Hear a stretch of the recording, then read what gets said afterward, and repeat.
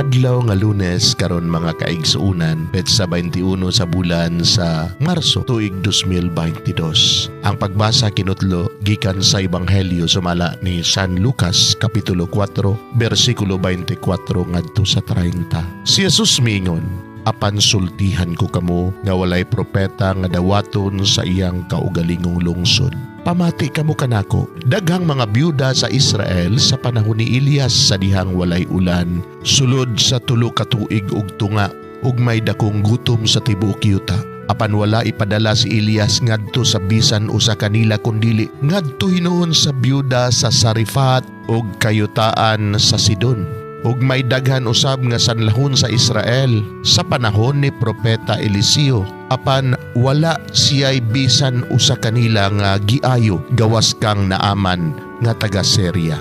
Sa pagkadungog nila niini, nangasuko pag-ayo ang tanan nga didto sa sinagoga. Nanindog sila og ilang giguyod si Jesus ngadto sa gawas sa lungsod ug gidala ngadto sa tumoy sa bungtod diin natukod ang ilang lungsod aron ihulog siya sa pangpang. Apan miagi siya sa taliwala sa katawhan ug mipahilayo. Mga igsoon, ang Ebanghelyo sa Ginoo. Daygon ikaw, O Kristo."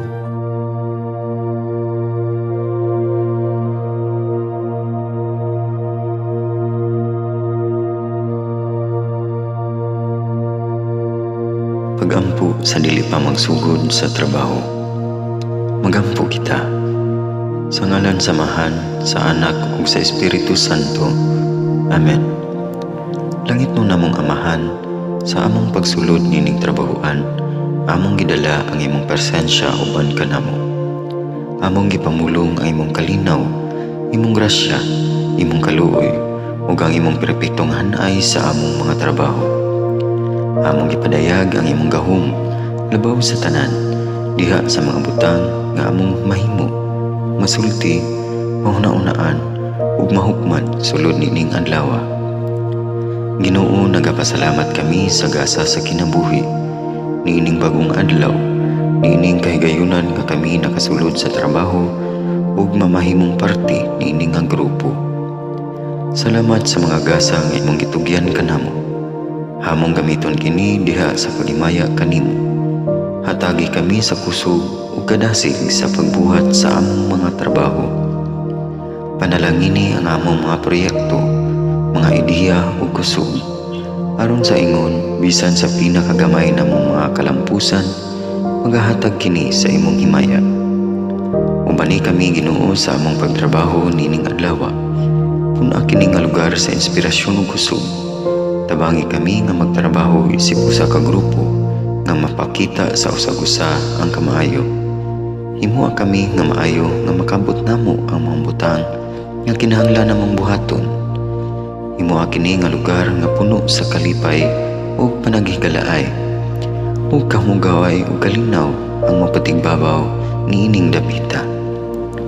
Ginoo, kung kami anaa sa kalibog, giyahi kami. Kung kami muwadaan sa kadasig ug paglaom, dasiga kami. Himua nga ang trabaho nga among gihimo ug ang paagi sa among paghimo niini makahatag unta kini ug hugot nga pagtuo, kalipay ug pahiyom sa tanan nga among mahimamat karong adlaw. Panalangini ang among mga pamilya, among Pinoy-anan, among nasod. Himua nga magmatidud-anon kami sa pagtagad ug pag-amuma sa kalikupan ug sa tanang may kinabuhi, diha sa pagbuhat kanamo sa pagkabuot sa imong pangandoy alang sa hustisya ug kagawasan. Ug Ginoo, sa among pagbiya nining lugar, tagay kami sa imong panalangin ug kaluoy sa among pagbiyahe. Panalangini ang among mga pamilya ug Pinoy-anan nga anaon ta sa maayong kahimtang sama sa among pagbiya kanila. Ginoo, salamat sa tanang butang nga imong nabuhat, sa tanang butang nga imong gibuhat, ug sa tanang butang nga imong buhaton pa. Sa ngalan ni Jesus, among giampo diha sa tumang pagigugma ug pagpasalamat. Amen. Sa ngalan samahan, sa Anak ug sa Espiritu Santo. Amen.